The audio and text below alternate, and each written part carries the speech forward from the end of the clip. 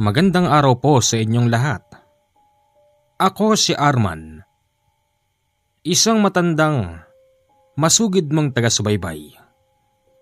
Ang kwentong ibabahagi ko sa iyo ay tunay na nangyari sa aking ama na si Parenyo. Nagpatulong ako sa aking apo upang maibahagi rin ang kwento dahil naririto po ang taong minsan ko nang nakita at tumulong sa amin noon. Way back 1940s. Pagkatapos ng digmaang Pilipino-Japanese, umalis kami sa aming lugar dahil tapos na rin po si Itay sa pakikidigma noon. Noong mga panahon na ito, Commander, 14 anyos na po ako. Alam ko na ang nangyayari sa paligid. Ang plano noon ni Itay Parenyo, lalayo kami sa lugar namin upang kahit na papaano, ma-enjoy naman namin ang buhay na malayo sa mga toxic na kamag-anak. At isa pa, yung mga lumaban noon, nagkaroon ng kaunting pera galing sa ating pamahalaan. Sa isang liblib na baryo sa Leyte kami napunta ng mga panahon na yon. Mas pinili doon ni tatay at ni nanay. Kasi nga tahimik sa lugar na yon. At minsan nang napunta si nanay sa lugar na ito dahil meron siyang kamag-anak doon. Tay? Bakit, Arman? Dito tayo titira? Oh, maganda rito. Tahimik. Mukha ngang tahimik. Baka naman may aswang dito, Tay. Arman, hindi totoo mga aswang. Paanong hindi totoo? Shh! Huwag ka nga maingay dyan, Sinaida. Tinatakot mo lang yung anak mo eh. Samantalang kinukwento mo nung nakikipaglabang kayo sa... Sinabi ko sa'yo huwag ka maingay. Ang tatay talaga ayaw pa magkwento eh. Ito tandaan mo, Arman. Tapos na ako sa buhay pakikidigma. Gusto ko namang makapiling kayo hanggang sa aking pagtanda. Baka hindi natin masabi ang buhay. Baka mamaya... Huwag mo nang ituloy yan, Parenyo. Sige, Sinaida. Nung mga oras na ito, nakatayo kami sa isang lumang bahay na ayon kay nanay, ang dating nagmamay-ari noon ay kamag-anak nilang namatay. Bibigyan ko lang ng kaunting deskripsyon ng lugar. Sadyang napakatahimik. Kahit katanghali ang tapat, wala akong nakikitang tao sa labas. Pero, yung mangilan-ngilan na bahay na nakikita ko, may mga nakasilip sa pintuan at sa bintana. Sinabi ko yung kay tatay at kay nanay. Ayon naman kay tatay, baka naninibago lang ang mga tao. Kasi nga bagong mukha kami sa lugar na yon. Huwag mo silang intindihin, Arman. Alam mo kasi mga tao ngayon, takot pa dahil sa nangyaring digmaang Pilipino-Japanese War. Kaya hindi natin masasabi kung meron na ba silang tiwala.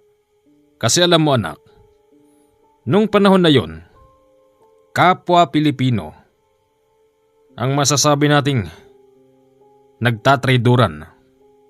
Yang kasing mga Hapon, lumalaban sila hindi lang puro armas ang gamit. Lumalaban sila gamit ang impluwensya. Nang dahil doon, hindi natin masisisi ang mga tao na pati kapwa natin Pilipino, pagdududahan nila. Ganun ho ba, Tay? Di ko kasi alam yun eh. Pero Tay, iba talaga yung pakiramdam ko rito. Parang may mali eh. Oh, pumasok na tayo sa loob. May susi ka ba dyan, Nay? Wala nga eh. Malaki ang katawan noon ni Tatay Pareño, kaya't yung pintuan ay isang tadyak niya lang. Mabilis din kaming nakapasok sa loob. Aba, napakadumi naman dito, Sinaida. Baka mamaya ahasin tayo dito. O dilinisin na lang natin. Tsaka, matitino pa naman yung mga haligi, di ba? Oo nga. Bakit ba kasi dito tayo tumira? Ano? Gusto mong bumalik sa lugar mo? Baka mamaya, yung binigay sa'yo ng gobyerno, makihati pa yung mga kamag-anak mo. Sige, nandito na tayo eh. O di, dito na tayo tumira.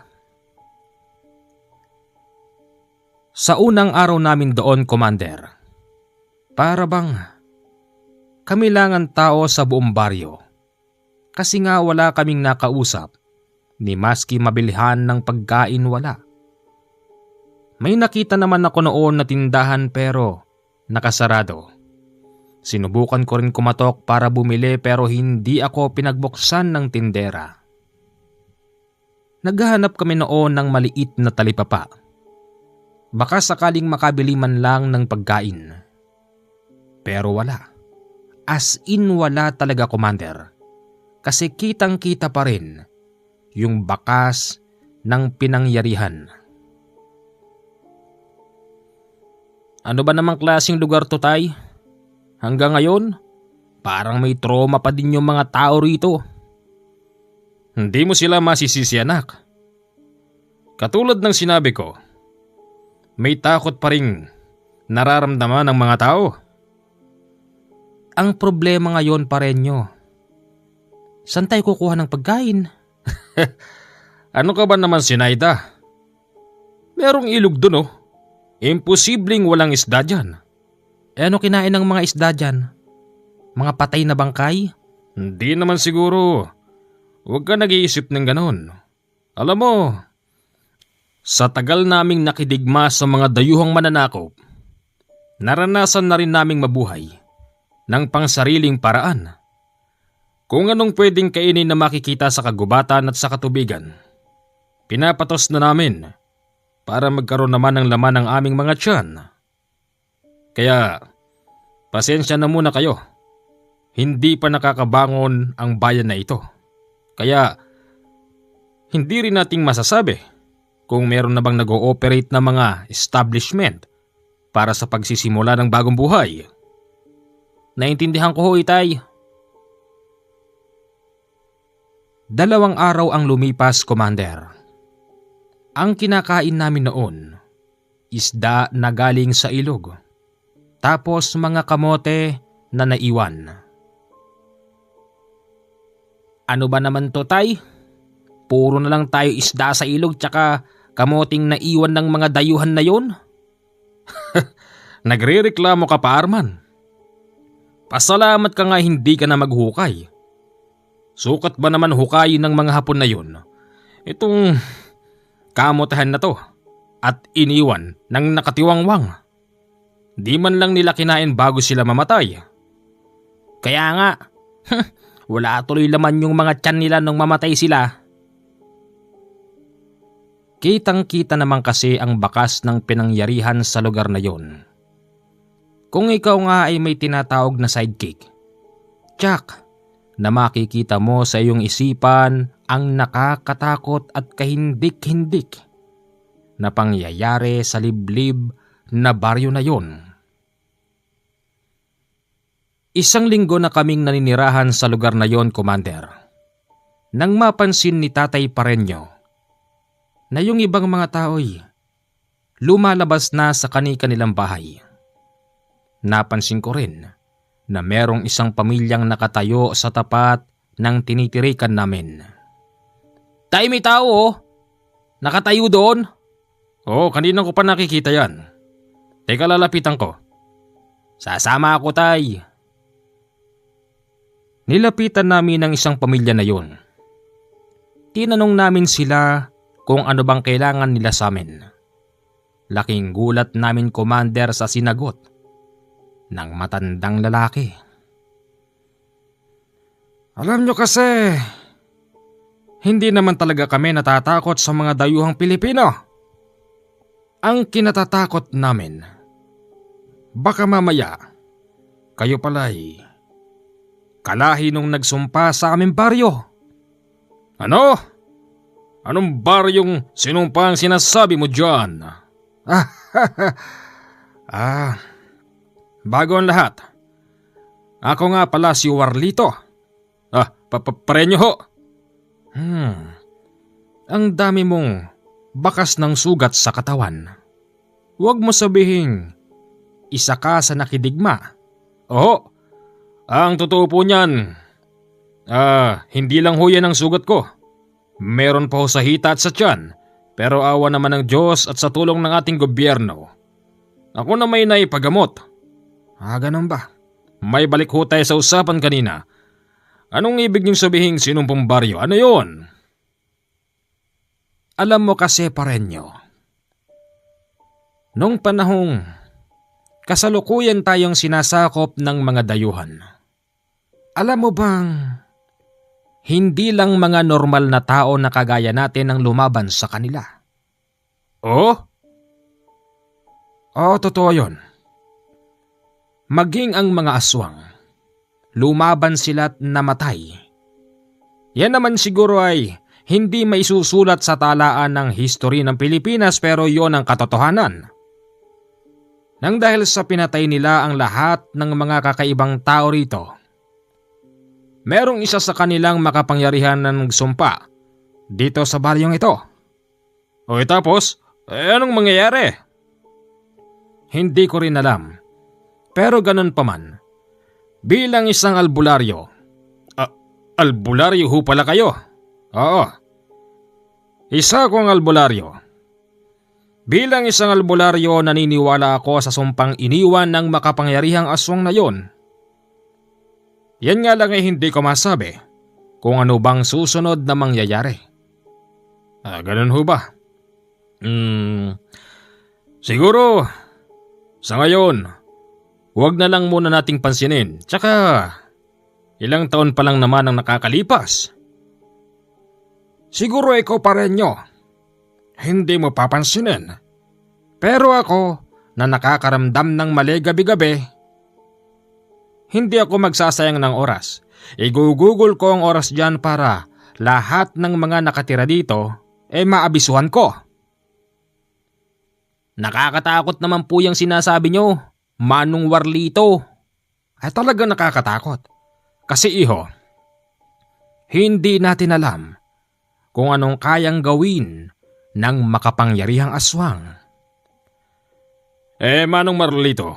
Warlito! Oo, sige. Bakit ba takot na takot kayo sa mga yon?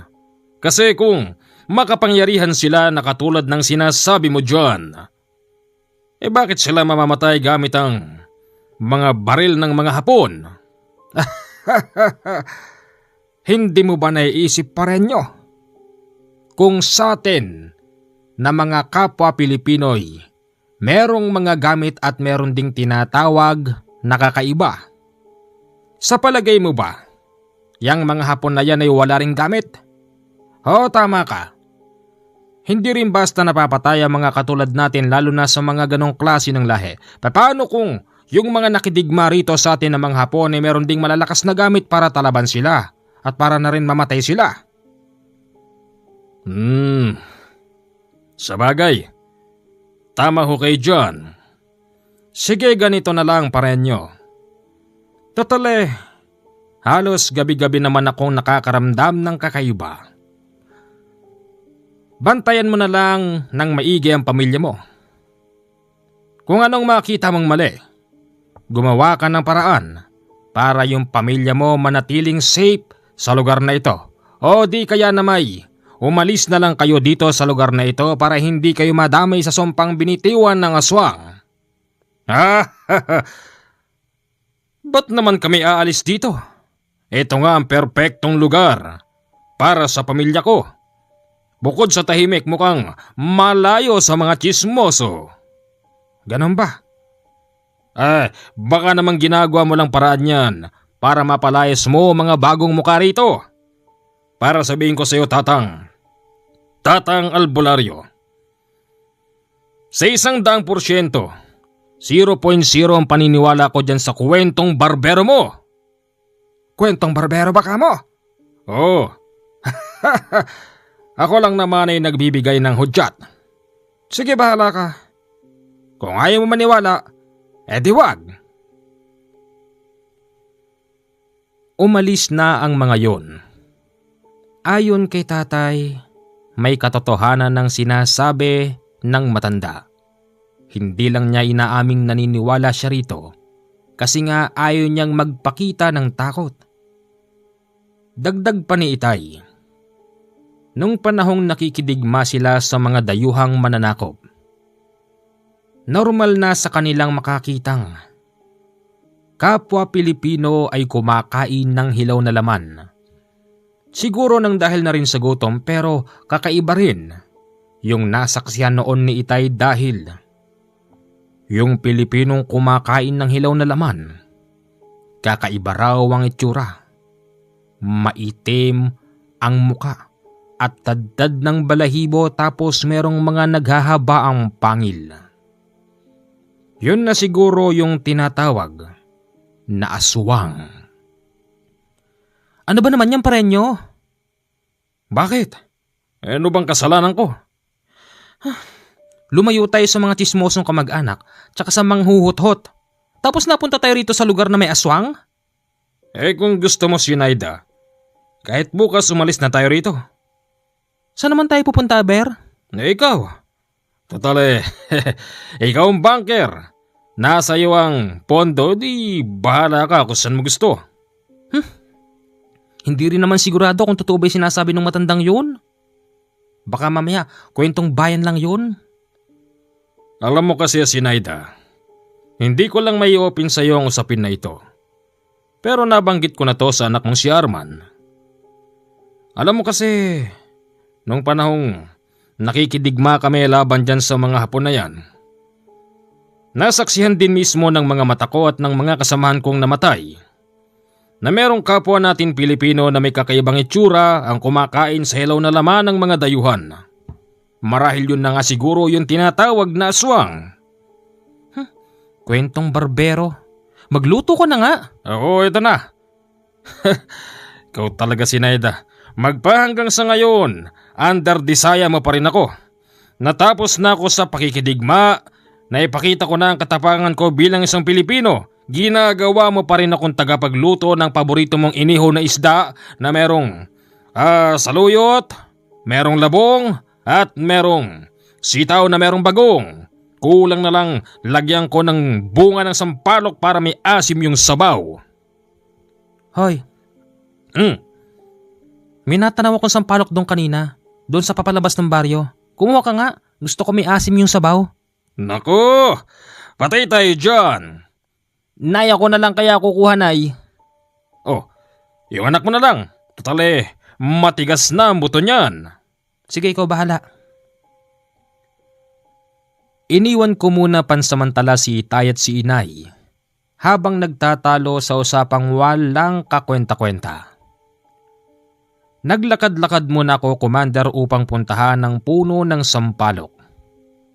Laking gulat ko. Sa isang maayos na bahay merong mga nakatambay na binata. Tapos may mga hawak na mga itak. Para bang meron silang pinagpupulungan. Para bang meron silang planong gagawin bukas o kaya ngayon. Tandaan nyo, hindi natin pwedeng baliwalain ang sumpa ng aswang na yon. Kasalanan yan ng mga lintik na Hapon na mananakop. Nararamdaman na ni Warlito na hindi magtatagal yung sumpang binitiwan ng aswang na yon ay kakalat na sa buong baryo. Yang mga itak ninyo huwag niyong aalisin sa inyong tagiliran hanggang sa inyong pagtulog. Siguraduhin nating ligtas ang ating mga mahal sa buhay. Ganon? Pati pala ibang mga tao rito naniniwala doon. O ikaw bata, halika nga rito. Po, ako po. O ikaw, halika rito. Opo, nandyan na po. Paglapit ko sa matandang nagsasalita, agad niya akong dinakma sa ulo at sinabing, Sino ka? Hindi ka taga rito? Aray, tatang, masakit po. Sino tong batang ito? Huwag kang makialam dito. Hoy bata, sino ka? Ako po si Arman. Anak po ako ni Parenyo at ni Sinaida bagong lipat po kami ron sa dulo. Kayo pala yung naglalakad dito nung nakaraan. Nasaan ang tatay at nanay mo? Nandun ho sa bahay. Pupunta lang po ako ron kasi kukuha po ako ng bunga ng sampalok. Nagpapaluto ho kasi ng inabro na may asim si Inay. Pinakawalan ako ng lintik na matandang yon. Tandang-tanda ko yung gaspang ng kanyang kamay. Buti naman po binitiwan mo ko. Sige, makakaalis ka na. Nang pumunta na ako sa sampalok, nakita ko ang kapal-kapal ng bunga. Nag-e-enjoy pa nga ako noon sa pagkain dahil meron akong bit-bit na asin. Hanggang sa hindi inaasahang pagkakataon, Commander. Habang ako'y nasa itaas noon ng puno, dinig na dinig ko yung boses na bumubulahaw. Pakawari ko nandun lang yon sa gilid ko, kaya't linga ako ng linga. Ito pala ang lugar na sinasabi ni Saturno.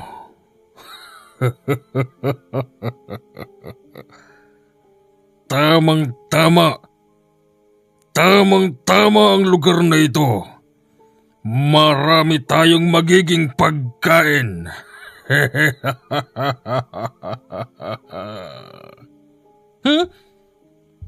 Sino yun? Sino yun? Sa takot ko noon, Commander, bigla akong tumalon sa mismong kinauupuan ko. Hindi ko kasi malaman kung saan nanggaling ang boses na yon.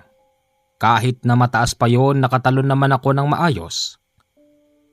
Mabilis akong nagtatakbo at muli kong nakita ang mga lalaking nagpupulong. Sinigawan pa ako ng matandang humawak sa ulo ko kanina. Tinatanong niya ako kung ano bang problema. Ano bang problema mong bata ka? Bakit parang takot na takot ka? May malaking boses doon. Saan? Saan? Nang sabihin ko yon, nakita ko yung takot sa kanilang mga mata at galit sa kanilang mga galaw. Pinaghuhugot din nila yung mga itak nila sa tagiliran. Halika, samahan mo kami. Ayoko ho. Hindi ako napilit ng matanda kaya umuwi na ako sa bahay. Sabi sa akin noon ni Itay, ano raw bang nangyayari sa akin? At bakit? Takot na takot ako. Sinabi ko sa kanya yung narinig kong napakalaking boses. Sigurado ka ba sa sinasabi mong yan, ha? Arman? Oo, Tay. Hindi ako maaaring magkamali. Narinig ko talaga yung boses, napakalaki. Tapos marami rin silang makakain dito. Ewan ko kung ano yun. Baka nagugutom ka lang.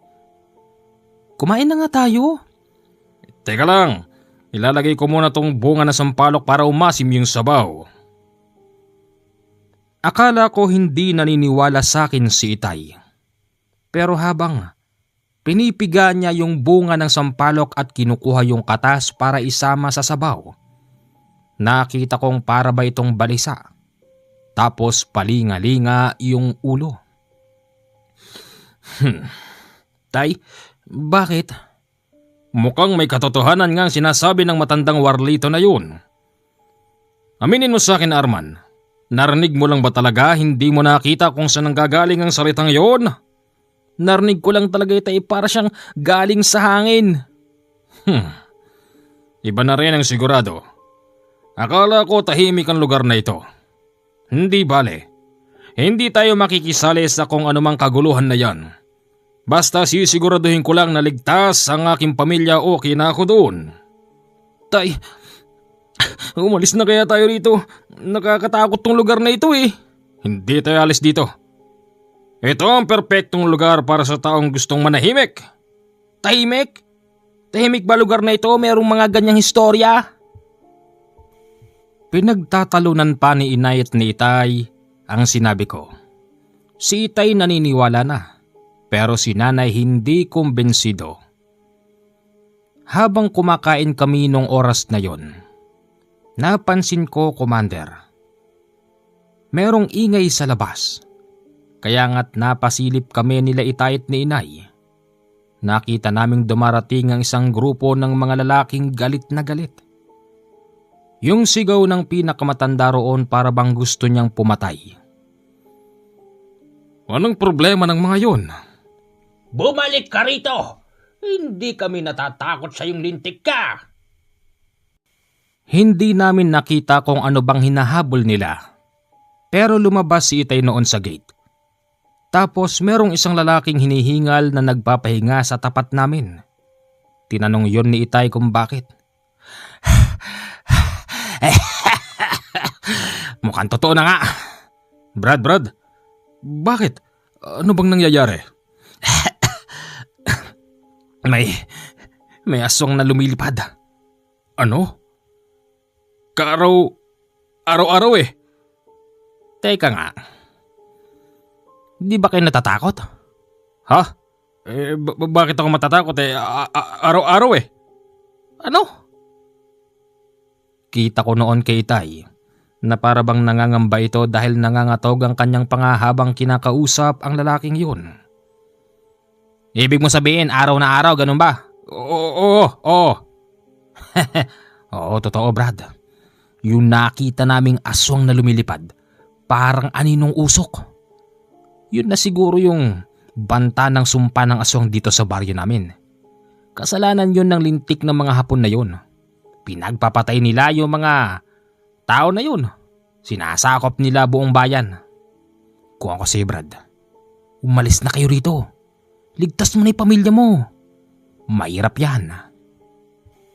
Habang kinakausap yon ni itay, napansin naming yung mga lalaking nagtatakbuhan bumabalik. Tapos kitang-kita mismo ng mga mata ko, Commander, yung tinuturo nila sa bandang taas. Lumilipad na aninong parang usok na may korteng malaking ibon na may mukhang tao. Hindi malinaw sa aking paningin kung ano yun.